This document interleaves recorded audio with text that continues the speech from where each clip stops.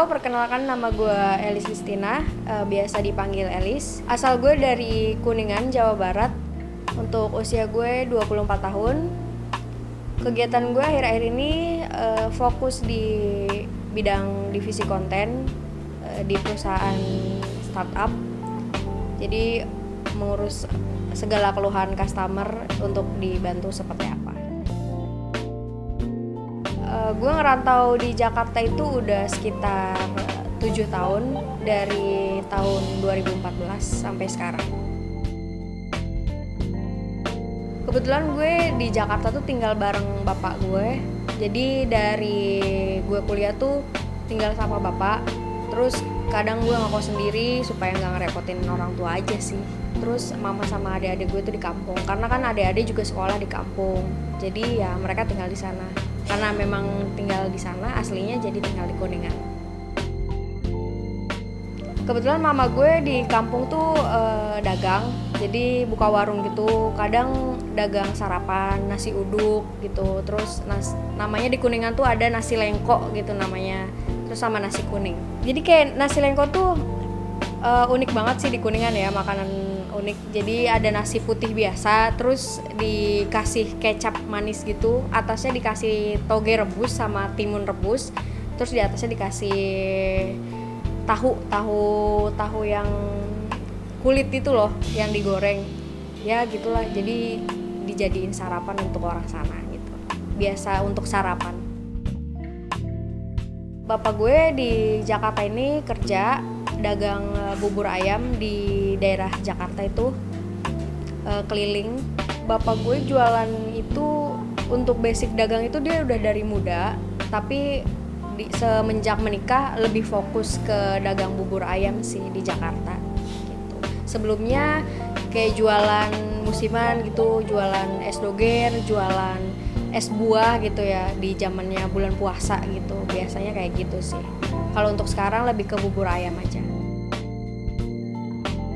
Sekitar 23 tahun.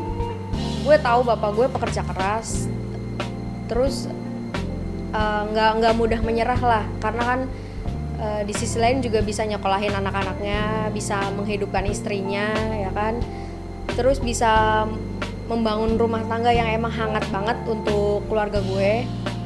Jadi ya seorang pekerja keras yang benar-benar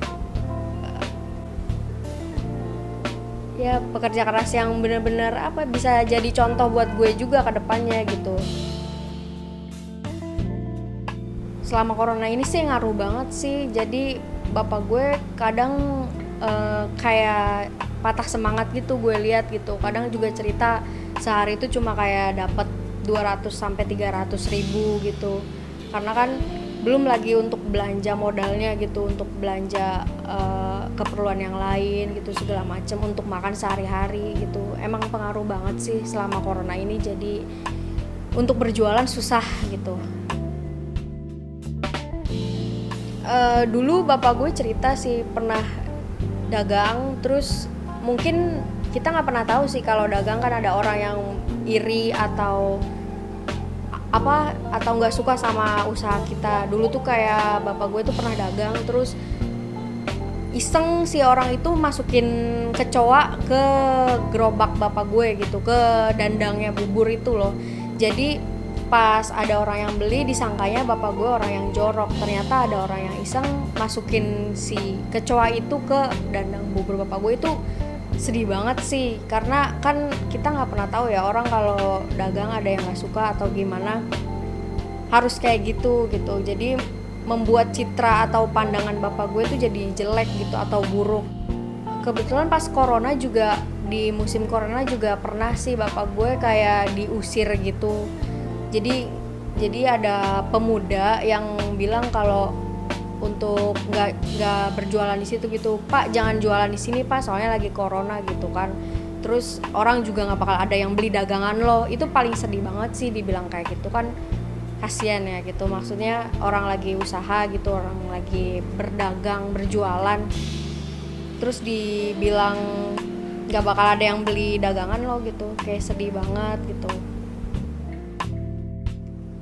Sejauh ini sih gue nggak pernah malu ya. Justru waktu kuliah tuh malah bapak gue yang malu, maksudnya dalam arti dia dulu tuh sebelum gue kuliah dia jualan di kampus gue gitu. Terus selama gue kuliah di situ dia bilang dia nggak mau jualan di kampus karena takutnya anaknya malu punya bapaknya seorang tukang bubur.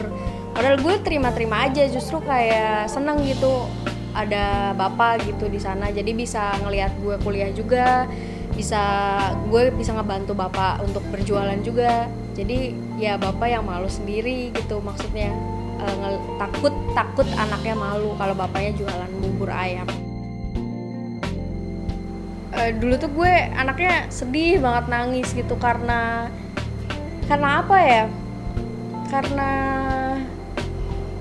kebutuhan gue tuh kayak kurang terkecukupi gitu. Padahal orang tua gue udah berusaha banget kan kayak buat anaknya bisa kuliah gitu. Mungkin karena gue kurang bersyukur atau terlalu melihat kebahagiaan orang lain, jadi gue pengen kayak seneng kayak orang gitu.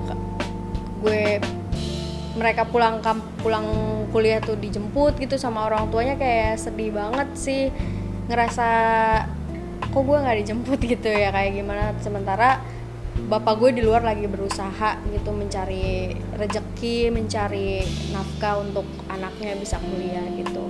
Jadi dulu bener-bener sedih sih ngelihat terlalu minder sama orang lain, terlalu ngelihat kebahagiaan orang lain. Waktu kuliah gue pernah merasa minder sih, karena kan teman-teman kuliah itu gimana ya, orang-orangnya benar-benar berada lah gitu, berkecukupan gitu. Terus ya dulu tuh HP gue justru pas kuliah gue ada cerita gitu, HP gue tuh bener-bener jadul banget, Nokia. Gue kalau misalkan ngobrol sama temen gue tuh HP gue sembunyiin karena saking malunya, saking mindernya gitu. Karena teman-teman kan punyanya HP-nya yang bagus-bagus lah, bisa dibilang bagus gitu, udah ngikutin zaman sekarang gitu. Sementara gue ketinggalan banget, itu gue bener-bener minder. Terus sekarang kayak mengerti gitu, sekarang udah ngerti, udah dewasa, yang ngapain gue minder gitu. Gue kan gak ngerepotin orang, gue gak ngerugiin orang. Kalau gue pengen sesuatu gue bisa cari sendiri, gue bisa kerja keras sendiri. Gue harus kerja dulu baru gue bisa beli apa yang gue mau gitu. Pas pas kuliah gue kan nyoba nyari kerja gitu kan. Terus setelah beberapa bulan gue kerja terus kontrak gue habis, dan itu emang udah sih nggak bisa dilanjut gitu sebagai seorang part timer di satu supermarket gitu. Terus gue pengen makan hari itu, ya gue ojek online. Kebetulan waktu itu ojek online tuh lagi viral-viralnya. Terus akhirnya gue ngojek online pakai motor temen gue dan pakai akun temen gue juga untuk bisa makan hari itu sih. Itu pengalaman yang cukup sedih buat gue, karena gue pengen makan hari itu.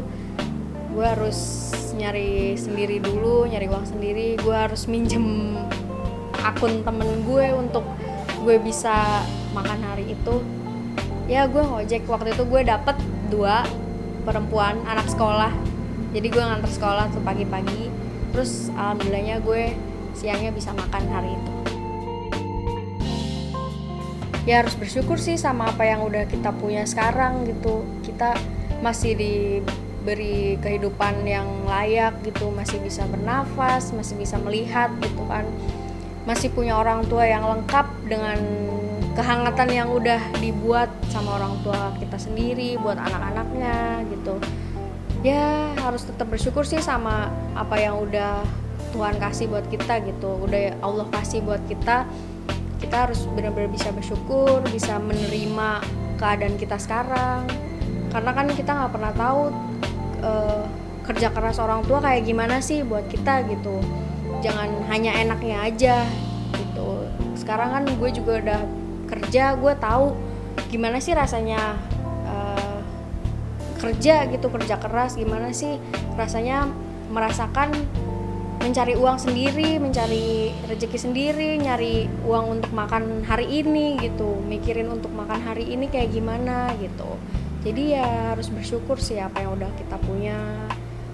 yang masih lengkap gitu, yang benar-benar kebutuhannya terkecukupi, terpenuhi, itu harus benar-benar bersyukur sih. Ya buat mama bapak, maaf banget Elis belum bisa banggain secara penuh, secara gimana ya, buat mama bapak seneng itu belum bisa sepenuhnya gitu. Elis masih orang yang benar-benar terlalu fokus sama kerjaan sampai kadang lupa pulang, lupa kampung, lupa ya kadang lupa segalanya lah sampai harus fokus sama kerjaan. Jadi benar-benar sedih aja sih sampai sekarang belum bisa banggain kedua orang tua. Jadi maaf ya Ma, Pa, belum bisa banggain mama papa secara menyeluruh. Berjuta-juta terima kasih ya udah bisa nyekolahin sampai kuliah, sampai sebesar ini gitu, masih ngedampingin gue, masih lengkap gitu orang tua gue. Gue benar-benar sangat berterima kasih sama bapak sama mama karena udah ngasih ilmu yang benar-benar buat gue belajar lebih gitu untuk melihat dunia luar gitu. Apalagi kan di sini gue merantau, benar-benar dunianya keras gitu, kejam, dan gue nggak akan pernah tahu kalau harus kayak gini, harus kayak gitu, terus harus ngambil sikap yang baik seperti apa kayak gitu. Jadi gue benar-benar berterima kasih sama mama bapak. Gue sayang sama mama dan bapak.